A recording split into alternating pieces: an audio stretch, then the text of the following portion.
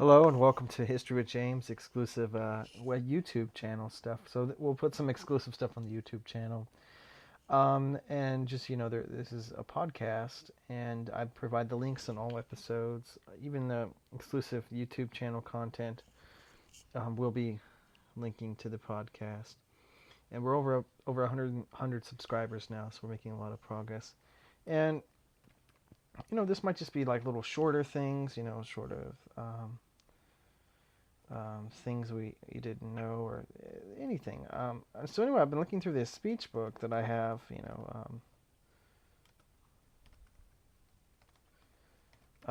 speech book that I have.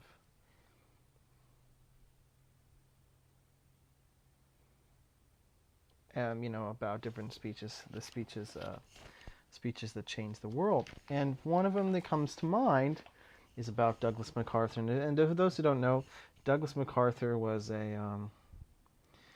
he was a general during World War II. I think he was the military governor of the Philippines. Let me just double check real quick. And I'll explain to this portion here, the early years of Douglas MacArthur. Douglas was born in Little Rock, Arkansas in 1880 after graduating first in his class at West Point Military Academy in 1903. Douglas became a second lieutenant and stationed in the Philippines and Japan. During World War I here in 1919 was appointed superintendent of West Point. And then in 1935 returned to the Philippines to prepare the islands against possible Japanese aggression. And again in 1936 was appointed Field Marshal of the Philippines. He basically retired from the Army in 1937. He was in 1941. MacArthur was recalled, and which he served as command of all U.S. Army forces in the Near East. And okay.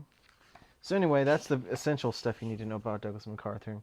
And he's noticed during World War II he became quite famous because he was ordered to leave the Philippines, so he wasn't able to defend the Philippines necessarily, but he gave that famous line, "I shall return." And he did eventually land in the Philippines during the campaign to retake the Philippines and these types of things. But Douglas MacArthur was the last of what these sort of great iconic military heroes that the United States had. You had Patton, you had the United States always had these like great military heroes. Custer, like and these types, Sherman, sort of these iconic military heroes, Patton. Eisenhower, these people that Americans idolized and thought were great characters, So Douglas MacArthur is sort of the last one, After Douglas MacArthur, there really isn't any real these warrior hero generals, right? These officers that embody American iconicism, and during the Korean War, Douglas MacArthur was the commander of all forces in Korea, right? And basically, what happens here is the Americans and the United Nations force, and they get pushed all the way to the tip of South Korea, and to save them, Douglas MacArthur comes with this ingenious strategy where he lands troops at the Ichon, and this is behind enemy lines because the North Korean army had been so extended, chasing the Americans down and pushing them down, that their supply lines were run thin, and the Americans attacked from behind, at this landing zone behind their enemy lines, and forced them to turn back and cut them in two, which is just a brilliant strategy. But eventually, Truman sort of this old style of warfare, taking it to the enemy, just does, according to Truman. I'm not sure if I really believe this or not, or it's really hard to say because there's still a debate about this. But the fact that, MacArthur had gone too far with his war strategy, he was prepared to nuke China, or supposedly this is what people said he was sort of thinking about. And he gives the speech, it's the last speech to Congress. He does a couple things. He warns about the he says this line here where it's like the people say the West is the gateway to the East, right? Well, the East is also the gateway to the East. So the importance of both regions and the U.S. military strategy, and this is what he gets into, and then eventually he gets into the speech. That's also in the speech here. And I'll read you the last parts here. I'll read you different sections here of the speech. Let's see here. I'm trying to find it.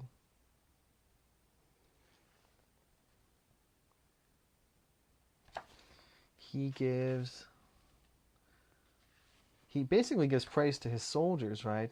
I have just left your fighting sons in Korea. They have met all tests there, and I can report to you without reservations that they are splendid in every way. I'm closing my 52 years of military service. And he gives this sort of this, how back in the day people really wanted to be in the military. It was the highlight of it's sort of sad. He summarizes his, dreams of wanting to be in the military and to be an officer. And he gives this line that he would have heard at West Point. He says here, I'm closing my 52 years of military service. When I joined the Army, even before the turn of the century, it was the fulfillment of all my boyish hopes and dreams. The world has turned over many times since I took the oath on the plain at West Point, and the hopes and dreams have long since vanished.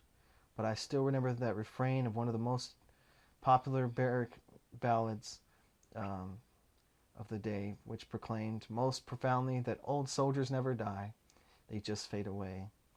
And like the old soldier of that ballad, I now close my military career and just fade away. An old soldier who tried to do his duty as God gave him the light to see that duty. Goodbye.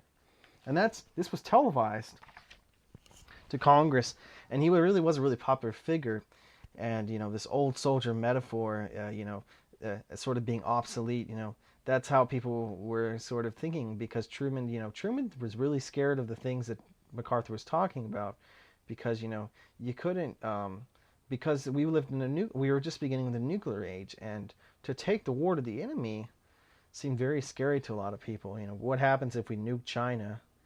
Who is now involved in the Korean War, and as you know, the Americans had pushed all the way up into North Korea, all the way up to the border between North Korea and China, and the Chinese invaded to try to, I don't know, protect her.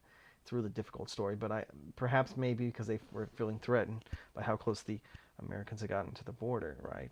Anyway, so that's, the web content, and I hope you enjoy what we've just talked about here. And it's, like I said, this MacArthur was the last, really, it's an end of an era. I'm not talking so much about military history, I'm talking about social history, the iconicism of soldiers, and what they like this old soldier mentality, which is sort of, these hero generals. MacArthur was that last one. When he left, you don't really hear about these hero generals anymore, and it's just a different age and period, and the type of old soldier, these gallant soldiers, is sort of gone now. But anyway, this speech is just really impactful because he was very popular when he left Korea, and a lot of people were upset about him being relieved of his command. Anyway, this is James signing off and saying good luck.